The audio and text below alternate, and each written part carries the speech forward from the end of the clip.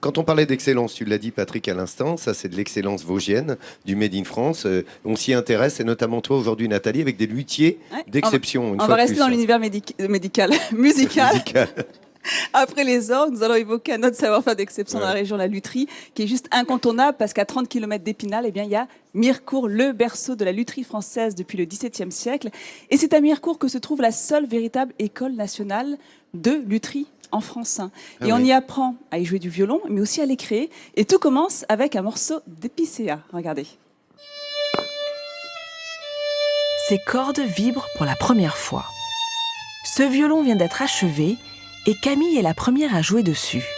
Elle est élève à l'école de Mirecourt, dans les Vosges. Mirecourt, c'est la capitale de la lutherie en France.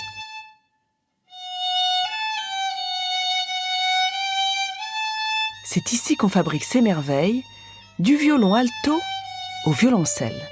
Mais pour en arriver à cette perfection, il faut partir d'un simple morceau d'épicéa, un bois très sonore. Une affaire de passion et de patience pour ses élèves. Car le savoir-faire découle directement de la prestigieuse école italienne de Crémone, où le violon a vu le jour il y a 400 ans. Dominique a lui aussi été élève à Mirecourt. Aujourd'hui, il y enseigne exactement les mêmes gestes, les mêmes réflexes. On travaille avec les mêmes outils qu'il y a 2 ou 3 siècles. La gouge à ébaucher, les rabots, les canifs. On ne peut pas prendre de raccourcis en fait. Il faut vraiment faire les choses du début à la fin, à la main, pour sentir les courbes, sentir le volume aussi, les formes, et réussir à faire un instrument de qualité sur le plan sonore, sur le plan acoustique. Et dans cette classe de première année, les élèves réalisent leur premier violon. Tout de suite, les outils entrent dans la danse. Il faut sculpter le bois, raboter la table, limer les ouïes et travailler jusqu'au moindre détail le manche du violon. Et une fois les derniers détails achevés, le Graal apparaît dans son habit le plus pur. Le premier violon, c'est un souvenir encore vivace dans la mémoire de Charles. Quand on a fini le premier violon, ça a été vraiment pas un soulagement, mais ça y est, on l'a enfin fait. Notre tout premier instrument, et c'était ça qui est vraiment super, qui est excitant dans le métier, parce qu'on voit, on part des morceaux de bois, on sait même pas ce que ça va donner, et après, avec tout le travail, la façon de le façonner, on arrive à un instrument et on se dit, c'est nous qui l'avons fait, c'est pas quelqu'un d'autre, c'est nous, et c'est ça vraiment qui est chouette dans la lutherie. Si faire partie de l'école de Mirecourt est un gage de qualité, l'apprenti luthier doit avant tout faire preuve d'humilité. Ici, c'est le violon qui anoblit l'élève. C'est l'endroit où nos pères, nos grands modèles ont appris. Et aujourd'hui, ils sont en train de nous transmettre des choses qui nous serviront toute notre vie. En fait, on a vraiment un héritage. On a une sorte de pression. Bon, on la sent pas tous les jours, mais on a quand même une sorte de pression due à tous ces siècles derrière nous, quoi. L'héritage, une valeur indispensable pour chacun de ces futurs luthiers. Des références qui datent du XVIIe siècle et se transmettent de génération en génération.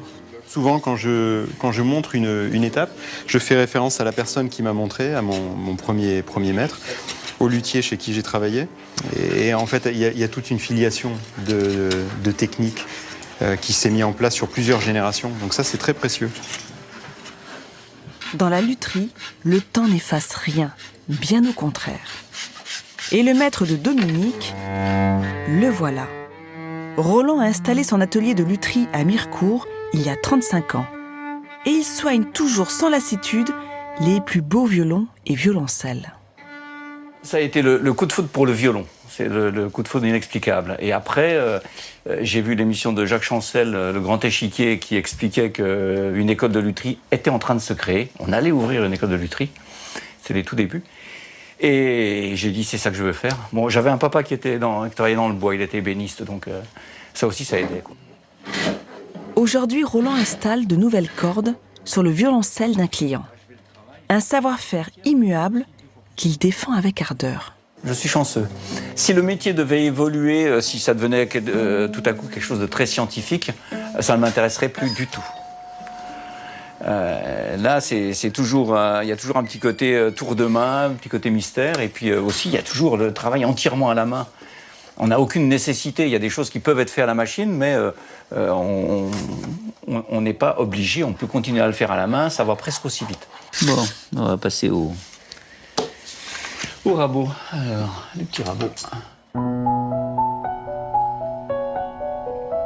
Un luthier voit passer des violons inestimables dans son atelier.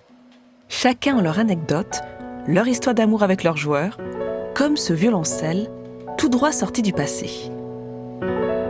Il comporte en lui des pièces allant du XVIIe au XIXe siècle, comme ces ouïes, dernier vestige du modèle d'origine.